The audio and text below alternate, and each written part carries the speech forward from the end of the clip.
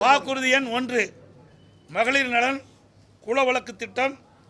சமூகத்தில் பொருளாதார சமநிலையை உருவாக்கிட குலவிளக்கு திட்டத்தின் மூலம் அனைத்து குடும்ப அட்டைதாரர்களுக்கும் ஒவ்வொரு மாதமும் உதவித்தொகையாக ரூபாய் 2000 வழங்கப்படும். இத்தொகை குடும்ப தலைவியின் வங்கி கணக்கில் செலுத்தப்படும். வாக்குறுதி எண் 2 ஆண்களுக்கும் மகளிருக்கும் கட்டணமில்லா பேருந்து பயண திட்டம். நகர பேருந்துகளில் பயணம் செய்யும் ஆண்களுக்கு கட்டணமில்லா பேருந்து பயண திட்டம் செயல்படுத்தப்படும். ஏற்கனவே நடைமுறையில் இருக்கும் நகர பேருந்துகளில் பயணம் செய்யும் மகளிருக்கான கட்டணமில்லா பேருந்து பயண திட்டம் தொடர்ந்து செயல்படுத்தப்படும். அறிவிப்பெண் 3 அனைவருக்கும் வீடு அம்மா இல்லம் திட்டம். அம்மா இல்லம் திட்டம் மூலம் கிராமப்புறங்களில் குடியிருப்பதற்கு சொந்த வீடு இல்லாதவர்களுக்கு அரசே இடம் வாங்கி கான்கிரீட் வீடுகள் கட்டித்தரப்படும். அதேபோல் நகரப்பகுதியில் சொந்த வீடு இல்லாதவர்களுக்கு அரசே இடம் வாங்கி அடுக்குமாடி வீடுகள் கட்டி அம்மா இல்லம் திட்டம் மூலம் விலையில்லாமல் வழங்கப்படும்.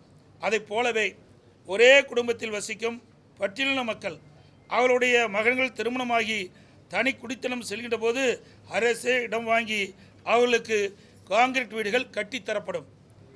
அறிவிப்பெண் 4 100 நாட்கள் வேலை வாய்ப்பு திட்டம் 150 நாட்களாக உயர்த்தப்படும். 100 நாட்கள் வேலை வாய்ப்பு திட்டம் 125 நாட்களாக உயர்த்தப்படும் என்று மத்திய அரசு அறிவித்துள்ளது.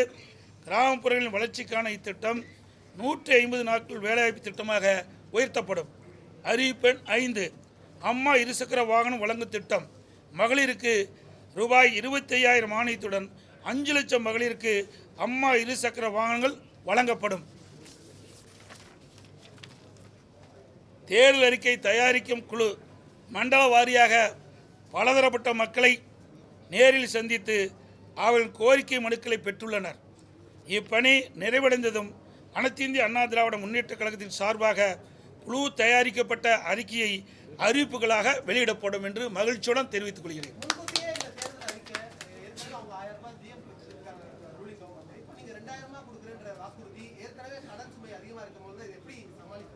அவர்களுக்கு திறமை இல்லை, எங்களுக்கு திறமை இருந்தது. நாங்கள் ஆட்சி செய்கின்ற பொழுது 5,18,000 கோடி தான் கடன் இருந்தது. எந்த சூழ்நிலை ஒரு ஆண்டு கொரோனா காலத்தில் கூட அரசுக்கு வரி வருவாய் இல்லாத நேரத்தில் கூட கொரோனாவுக்கு 40,000 கோடி செலவு செய்தோம். நாங்கள் திறமையாக நிதி கையாண்டு நிதி சுமை இல்லாமல் நிதி சுமை குறைவாக இருக்கின்ற சூழ்நிலை நாங்கள் உருவாக்கி தந்திருக்கிறோம். ஆனால் திராவிட முன்னேற்ற கழக அரசு பொறுப்பேற்ற பிறகு இந்த நிதி மேலாண்மை அமைப்பை ஏற்படுத்தி நிபுணர் குழு அமைக்கப்பட்டு அந்த நிபுணர் குழு மூலமாக கடன் குறைக்கப்படும், வருவாய் உயர்த்தப்படும் சொன்னாங்க.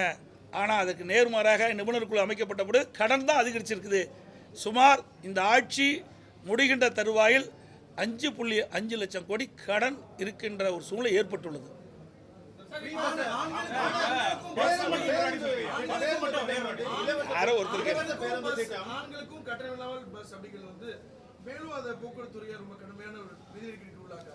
அதுதான் நான் சொல்றேன்ல, நிர்வாக திறமை இருந்தால் எல்லாமே சமாளிக்கலாம்.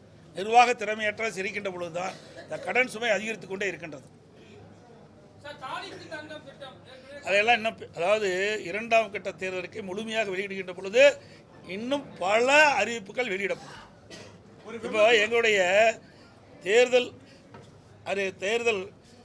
அறிக்கை தயாரிக்க குழு ஒவ்வொரு மண்டலமாக போயிட்டுருக்குறாங்க, மக்கள்கிட்ட மனு வாங்கிட்டு இருக்கிறாங்க. இப்போ இன்னும் கோயம்புத்தூர் மண்டலத்துக்கு போகலை.